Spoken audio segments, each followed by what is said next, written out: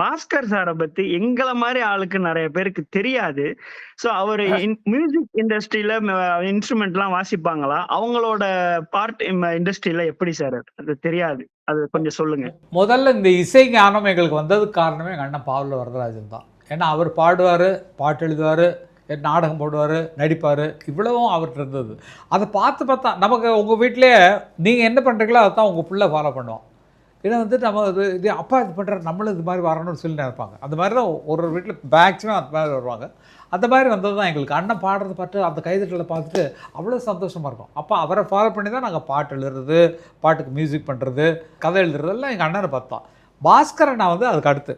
பாஸ்கரண்ணா, இளையராஜானா, பாரதிராஜாண்ணா எங்கள் ஊரில் வேலை பார்த்துட்டு இருந்தார். அவங்க 3 பேரும் திக்கஸ்ட் ஃப்ரெண்டு. என்ன சேர்க்க மாட்டாங்கன்னா சின்ன பிள்ளை, அதனால் சேர்க்க மாட்டாங்க. பாஸ்கரண்ணா என்னென்னா எங்களுக்கு ஒரு கைடன்ஸ் மாதிரி, எங்களுக்கு தலைவர் மாதிரி. அவர் சொல்கிறது தான் நாங்கள் பண்ணுவோம். அவர் வந்து இது நாளைக்கு ஒரு கச்சேரி இருக்குடா, அப்போ வாசிக்கலாம்டான்னா போவோம். இல்லை பாட்டு பாடினா தபலா வாசிப்பார், தபலா நல்லா வாசிப்பார். அப்போ வந்து பாவல பிரதர்ஸ்னு வந்தது காரணமே இளையராஜா ஹார்மோனியம், கங்கைமரன் கிட்டாரு, பாட்டு எழுதுறது. இப்போ எங்கள் பாஸ்கரனை வந்து தபலா காங்கோட்டம் பக்கத்தில் வச்சு நாடகத்தை வாசிச்சிட்ருப்போம். பல நாடகங்கள் வாசிச்சிருப்போம். பல நாடகங்களுக்கு இசைக்குழு வந்து பாவல பிரதர்ஸ் அப்படிங்கிற பேரில். சினிமாவுக்கு வரும்போது தான் பஞ்சு அண்ணா வச்ச ராஜ மகுடம் தான் இளையராஜா அப்படிங்கிறது. இல்லைன்னா நம்ம என்ன சும்மா தான் உட்காந்துருக்கு போகிறோம், ஃபுட்டில் கிட்டார் வச்சுட்ருப்போம்.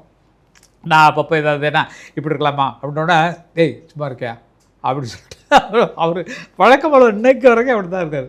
அது மாதிரி அது எங்களுக்கு மிக உதவியாக நாடகத்திலேருந்து வர்ற வருமானத்தை பேங்க் அக்கௌண்ட்டுன்னு பாஸ்கரனுக்கு மட்டும்தான் இருக்கும். வர்ற நாடகத்தோட பணமெல்லாம் அங்கே தான் போட்டுருவோம் எடுத்து சாப்பிட்றதுக்கு.